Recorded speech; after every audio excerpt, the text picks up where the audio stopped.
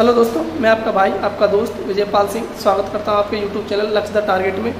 और आज हम पढ़ने वाले हैं वैदिक सभ्यता, क्योंकि हम प्राचीन भारत पढ़ रहे थे और प्राचीन भारत का एक छोटा सा इतिहास है जिसमें कि एक टॉपिक आता है वैदिक सभ्यता। तो वैदिक सभ्यता में आज हम जानेंगे कि वैदिक सभ्यता किस तरह से उसका निर्माण हुआ, किस तरह से उसकी जो वैदिक सभ्यता है उसका टाइम पीरियड रहा और किस तरह से उसमें विकास होता रहा। तो वैदिक सभ्यता का जो परिचय है उसको वैदिक सभ्यता को दो भागों में बांटा गया है, पूर्व वैदिक काल और उत्तर वैदिक काल। और पूर्व वैदिक काल का जो टाइम पीरियड रहा है वो 1500 ईसा पूर्व से 1000 ईसा पूर्व तक रहा। और उत्तर वैदिक काल का जो टाइम पीरियड रहा वो 1000 से 600 BC रहा, 600 बिफोर क्राइस्ट, जिसको कि हम ईसा पूर्व भी कहते हैं। अब जो वैदिक शब्द है वो वेद से बना हुआ है। अब जो वेद है उसका मतलब होता है ज्ञान। क्या? ज्ञान। अब इसके निर्माता कौन है? ऐसा कहा जाता है कि इसके जो वैदिक सभ्यता के जो निर्माता थे, जिन्होंने इसकी विकास किया, तो वो आर्य थे। और आर्य शब्द का मतलब होता है श्रेष्ठ या फिर मूल्यवान, श्रेष्ठ या मूल्यवान।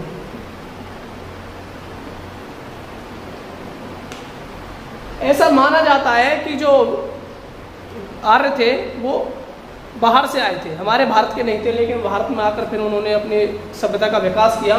तो अधिकतर जो जानकार हैं वो इनका आगमन अलग अलग जगहों से बताते हैं। तो कुछ जानकारों के नाम यहाँ पर हैं। मैक्स मुलर ने इनका जो आगमन है वो मध्य एशिया से बताया है। और जो डॉक्टर संपूर्णानंद ने इनका आगमन आल्प्स पर्वत से बताया, जो कि यूरोप और एशिया का एक भाग है। यूरोसिया होता है यूरोप और एशिया का भाग। अब बाल गंगाधर तिलक की बात करें, बाल गंगाधर तिलक को भी एक अच्छे जानकार थे। तो उन्होंने इसका जो क्षेत्र बताया है आने का, वो बताया है आर्कटिक, जो कि उत्तरी ध्रुव से। और दयानंद सरस्वती, जो स्वामी दयानंद सरस्वती थे, उन्होंने इसका जो मत दिया है वो दिया है तिब्बत। और सबसे ज्यादा जो सहमत हुए जानकार वो इससे हुए कि मैक्स मुलर ने मध्य एशिया का बताया था, वो कुछ हद तक सही माना जाता रहा है।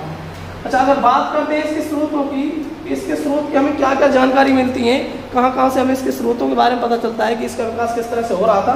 तो सबसे पहले हमारा आता है ऋग्वेद। क्या? ऋग्वेद। तो ऋग्वेद के बारे में हम थोड़ा सा जानते हैं। ऋग्वेद सबसे प्राचीन वेद था। ऋग्वेद क्या था? सबसे प्राचीन वेद। ऋग्वेद को सबसे पहले लिखा गया था। इसको जो लिखने वाले हैं उनको कहा गया है कृष्ण द्वैपायन वेदव्यास। इस ऋग्वेद का निर्माण कृष्ण द्वैपायन वेदव्यास ने किया था। ऋग्वेद में 10 मंडल हैं और प्रथम और 10वां मंडल सबसे नया मंडल माना जाता है। जो पहला और 10वां मंडल है उसको सबसे नए मंडलों में गिना जाता रहा है और उसको सबसे नया मंडल माना जाता है। अच्छा, बात करते हैं हम तृतीय मंडल की। तो तीसरे मंडल में गायत्री मंत्र। क्या? गायत्री मंत्र, जो कि सूर्य देवता को समर्पित है और उसको जो बनाया है, लिखा है, विश्वामित्र ने लिखा था। किसने? विश्वामित्र ने।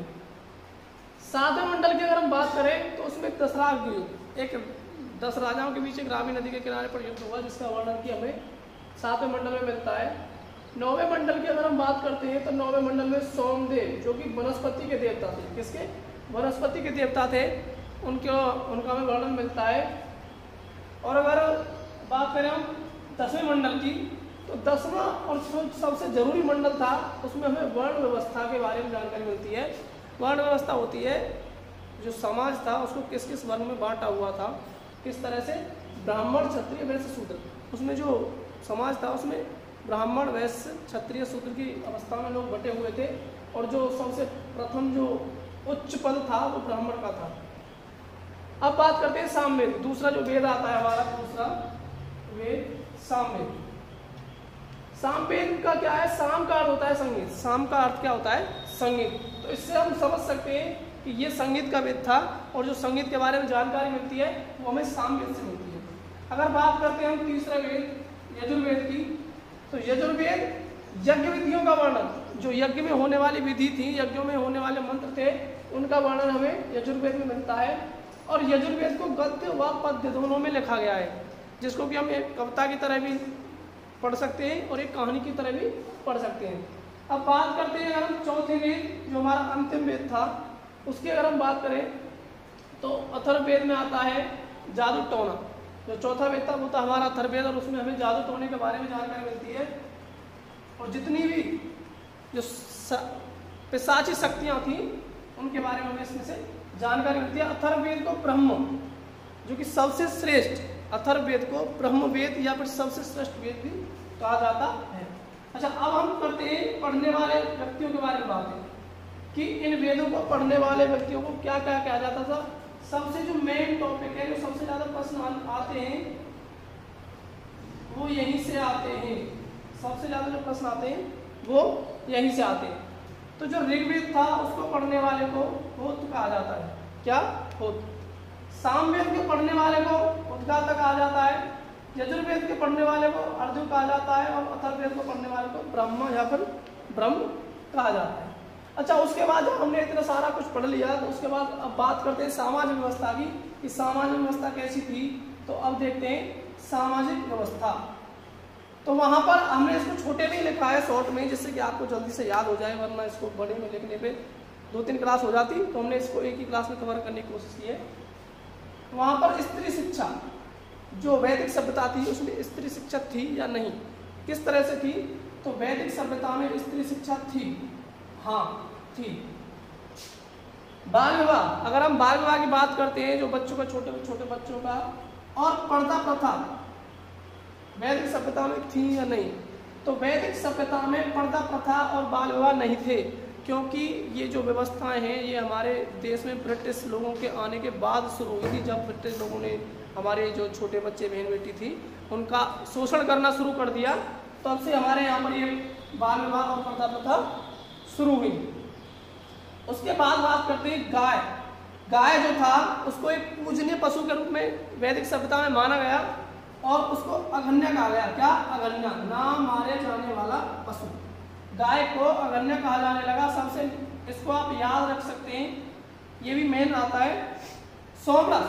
अगर हम सोमरस की बात करें कि वहाँ पर पीने योग्य क्या था जिससे कि लोग नशा करते थे, तो वो था सोमरस, जो कि मादक पदार्थ था, जो कि पीने वाला पदार्थ था, नशा का पदार्थ था, और वो वनस्पतियों से प्राप्त होता था। वनस्पतियों से प्राप्त होता था, और वनस्पति के देवता को सोमदेव के नाम से जाना जाता है, जो कि हमने ऊपर लिखा हुआ है, सोमदेव वनस्पतियों के देवता। अगर बात करें प्रिय पशु की, तो प्रिय पशु घोड़ा था। प्रिय पशु घोड़ा था, जिसकी कि वो सवारी भी किया करते थे। लेकिन हड़प्पा सभ्यता में अगर हम बात करते हैं तो घोड़े की जानकारी हड़प्पा के लोगों को नहीं थी। अग्नि की अगर हम बात करते हैं तो अग्नि को मनुष्य और देवों के बीच की कड़ी माना गया है, जो कि मुख्यतः हवन में यूज होती थी, प्रयोग की जाती थी। तो उसमें कहा जाता था कि ये मनुष्य और देवताओं को मिलाने वाली एक कड़ी है, जो कि अग्नि है। लोहे की खोज वैदिक सभ्यता में हो चुकी थी, और लोहे को श्याम अयस्क कहा जाता था। क्या? श्याम अयस्क। जो लोहे को कहा जाता था वैदिक सभ्यता में, वो श्याम अयस्क कहा जाता था। अगर हम बात करें इंद्रदेव, तो इंद्रदेव को एक प्रिय देवता के रूप में वैदिक सभ्यता में जाना जाता था, क्योंकि इंद्रदेव वर्षा के देवता हैं, और उन्हीं को प्रिय देवता या फिर उच्च श्रेणी का देवता माना जाता रहा है। तो हमने जो थोड़ा बहुत हमसे जो हो पाया है, हमने वो आपके लिए किया है। अगर आपको ये वीडियो अच्छी लगी हो तो आप इसको लाइक, शेयर और चैनल को सब्सक्राइब भी कर सकते हैं। और अगर इसमें से कुछ रह गया होगा तो हम आगे ही वीडियो में उसको सारे को कवर कर लेंगे। बाकी हमने कोशिश की है कि इसमें ही कवर हो जाए। थैंक यू, धन्यवाद। बात करते हैं वैदिक सभ्यता की भाषा की। तो वैदिक सभ्यता की जो भाषा थी वो थी संस्कृत, क्योंकि सभी जो वेद हैं, सभी जो वैदिक सभ्यता के ग्रंथ थे वो संस्कृत भाषा में लिखे गए थे। अगर वैदिक सभ्यता के प्रिय खेल की हम बात करते हैं तो वो था घुड़दौड़, क्योंकि घोड़ों की सवारी उस टाइम हो चुकी थी, तो घुड़दौड़ उस टाइम का सबसे प्रिय खेल था। सिंधु की सहायक नदियों को सप्त सिंधु, जो सिंधु की सहायक नदी थी उनको सप्त सिंधु कहा गया। आर्य सर्वप्रथम पंजाब पाकिस्तान में आकर बसे थे। वैदिक सभ्यता पितृ प्रधान सभ्यता थी, क्योंकि हड़प्पा सभ्यता थी वो मातृ सत्तात्मक सभ्यता थी, और जो वैदिक सभ्यता थी वो पितृ प्रधान सभ्यता थी। सत्यमेव जयते को मुंडकोपनिषद, सत्यमेव जयते को मुंडकोपनिषद से लिया गया है। अंदर पहने जाने वाले कपड़ों को निवी कहा जाता था। ये जो ये है, ये हमारी भारत सरकार का स्लोगन भी, लोगो भी है। भारत सरकार द्वारा अधिकृत इसको हमारी भारत सरकार ने भी प्रयोग में लाया हुआ है। वैदिक लोगों ने अपने आप को आर्य श्रेष्ठ कहा और अन्य लोगों को दस्यु अनार्यु यानी दास कहा। जो दस्यु होता है अनार्य होता है उसका अर्थ होता है दास। वैदिक लोगों ने अपने आप को आर्य और अन्य को दास्यु कहा, दास कहा। थैंक यू, धन्यवाद। आपको ये वीडियो अच्छी लगी हो तो हमारे चैनल को लाइक शेयर और सब्सक्राइब करें, क्योंकि आपके लाइक शेयर और सब्सक्राइबर से हमें मोटिवेशन मिलता है, हौसला मिलता है कि हम ऐसी ही और वीडियो आपके लिए लेकर आएँ, जिससे कि आपको आगे बढ़ने का एक सुगम रास्ता मिल सके। तो प्लीज़ हमारे चैनल को शेयर करें, सब्सक्राइब करें और हो सके तो लाइक भी करें। थैंक यू, धन्यवाद, बाय बाय।